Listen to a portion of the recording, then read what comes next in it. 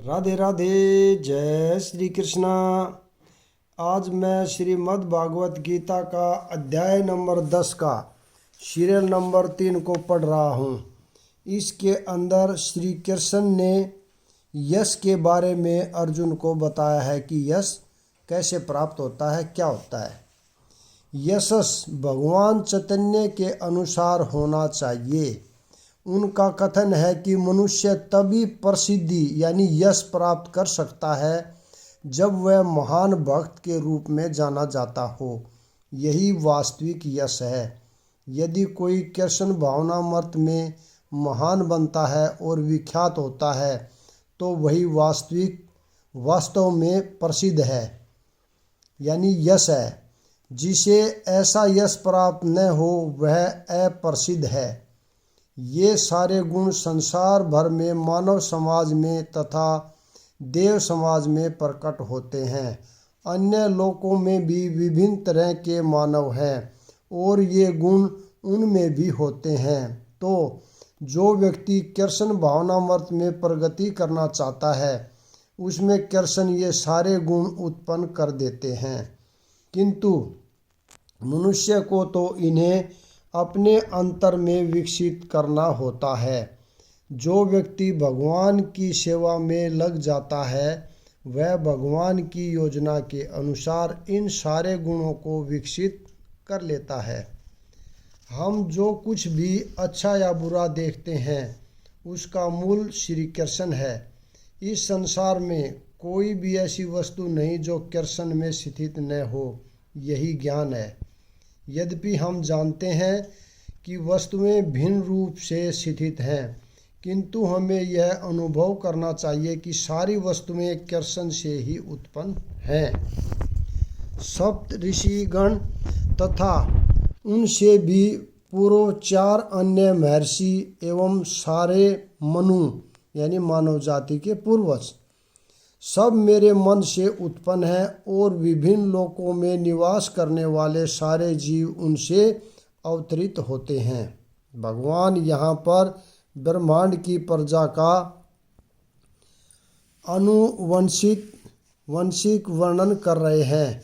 ब्रह्मा परमेश्वर की शक्ति से उत्पन्न आदि जीव है जिन्हें हिरण्यगर्भ कहा जाता है। ब्रह्मा से 7 महर्षि तथा इनसे भी पूर्व 4 महर्षि सनक, सनंदन, सनातन तथा सनंत कुमार एवं सारे मनु प्रकट हुए। ये 25 महान ऋषि ब्रह्मांड के समस्त जीवों के धर्म पथ प्रदर्शक कहलाते हैं।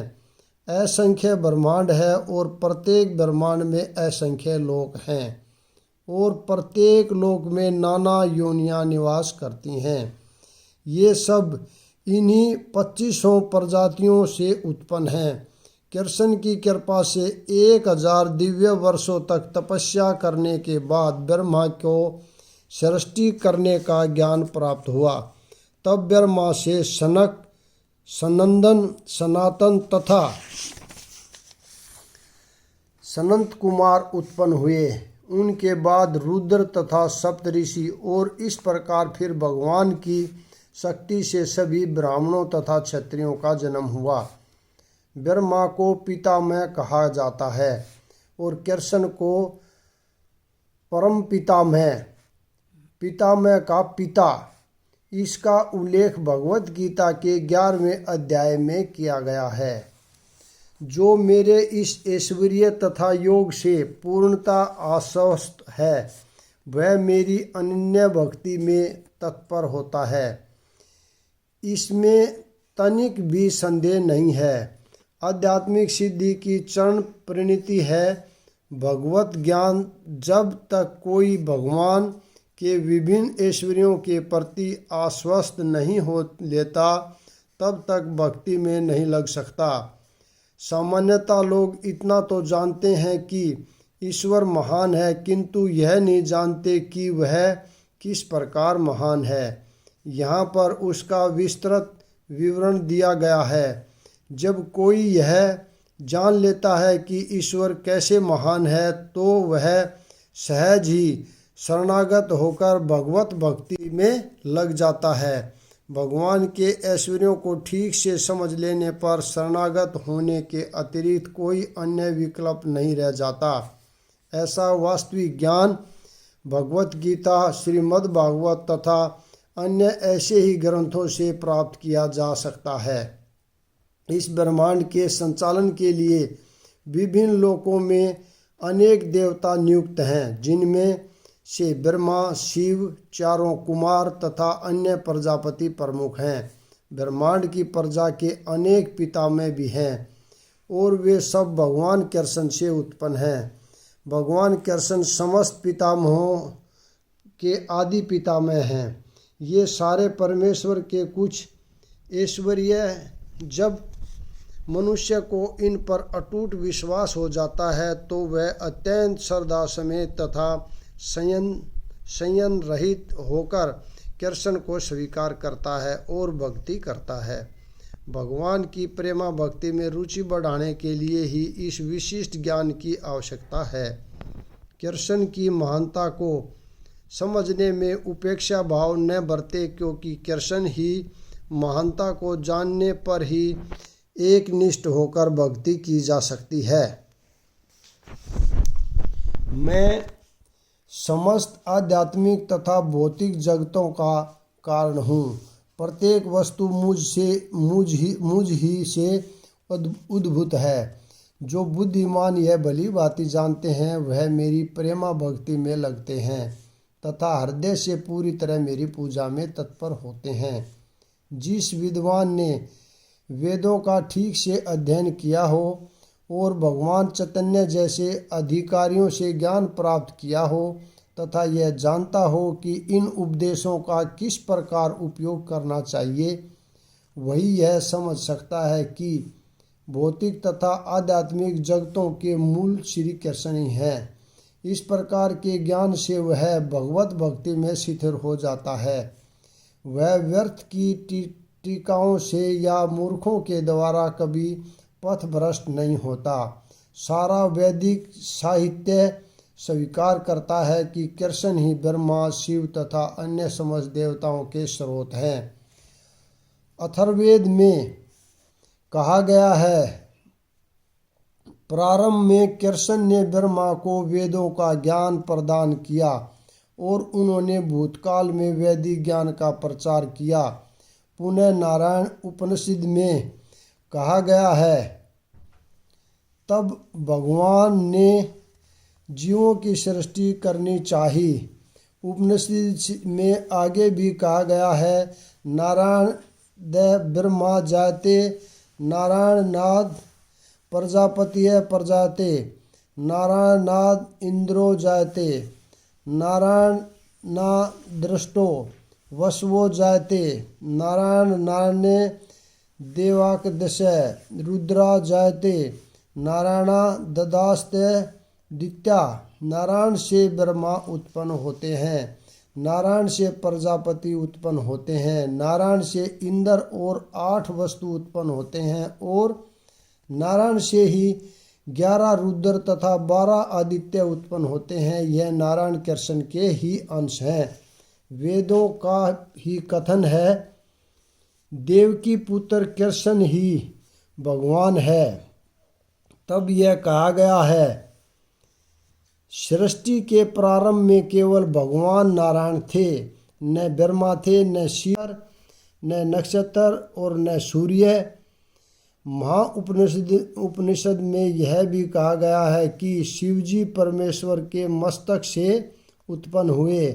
अतः वेदों का कहना है कि ब्रह्मा तथा शिव के सृष्टा भगवान की ही पूजा की जानी चाहिए। मैंने ही प्रजापतियों को, शिव तथा अन्यों को उत्पन्न किया, किंतु वे मेरी माया से मोहित होने के कारण यह नहीं जानते कि मैंने ही उन्हें उत्पन्न किया। वराह पुराण में भी कहा गया है, नारायण भगवान है जिनसे ब्रह्मा उत्पन्न हुए और फिर ब्रह्मा से शिव उत्पन्न हुए। भगवान कृष्ण समस्त उत्पत्तियों के स्रोत हैं और वे सर्व कारण कहलाते हैं। वे स्वयं कहते हैं, चूँकि सारी वस्तुएं मुझसे उत्पन्न है, अतः मैं सबों का मूल कारण हूँ। सारी वस्तुएं मेरे अधीन हैं, मेरे ऊपर कोई भी नहीं है। कृष्ण से बढ़कर कोई परम नियंता नहीं है। जो व्यक्ति पारमाणिक गुरु से या वैदिक साहित्य से इस प्रकार कृष्ण को जान लेता है, वह अपनी सारी शक्ति कृष्ण भावनामृत में लगाता है और सचमुच विद्वान पुरुष बन जाता है। उसकी तुलना में अन्य सारे लोग जो कृष्ण को ठीक से नहीं जानते, मात्र मूर्ख सिद्ध होते हैं। केवल मूर्ख ही कृष्ण को सामान्य व्यक्ति समझेगा। कृष्ण भावना भावित व्यक्ति को चाहिए कि कभी मूर्खों द्वारा मोहित न हो। उसे भगवत गीता की समस्त अपारमाणिक टीकाओं एवं व्याख्याओं से दूर रहना चाहिए और दृढ़तापूर्वक कृष्ण भावनामृत में अग्रसर होना चाहिए। मेरे शुद्ध भक्तों के विचार मुझ में वास करते हैं। उनके जीवन मेरी सेवा में अर्पित रहते हैं और वे एक दूसरे को ज्ञान प्रदान करते तथा मेरे विषय में बातें करते हुए परम संतोष तथा आनंद का अनुभव करते हैं। यहाँ जिन शुद्ध भक्तों के लक्षणों का उल्लेख हुआ है, वे निरंतर भगवान की दिव्य प्रेमा भक्ति में रमे रहते हैं। उनके मन कृष्ण के चरण कमलों से हटते नहीं। वे दिव्य विषयों की ही चर्चा चलाते हैं। इस श्लोक में शुद्ध भक्तों के लक्षणों का विशेष रूप से उल्लेख हुआ है। भगवत भक्त परमेश्वर के गुणों तथा उनकी लीलाओं के गान में अहर्निश लगे रहते हैं। उनके हृदय तथा आत्माएं निरंतर कृष्ण में निमग्न रहती हैं और वे अन्य भक्तों से भगवान के विषय में बातें करने में आनंद अनुभव करते हैं। भक्ति की प्रारंभिक अवस्था में वे सेवा में ही दिव्य आनंद उठाते हैं और परिपक्व अवस्था में वे ईश्वर प्रेम को प्राप्त होते हैं। जब वे इस दिव्य सिद्धि को प्राप्त कर लेते हैं, तब वे उस सर्वोच्च सिद्धि का स्वाद लेते हैं जो भगवत धाम में प्राप्त होती है। भगवान चैतन्य दिव्य भक्ति की तुलना जीव के हृदय में बीज बोने से करते हैं। ब्रह्मांड के विभिन्न लोकों में असंख्य जीव विचरण करते रहते हैं।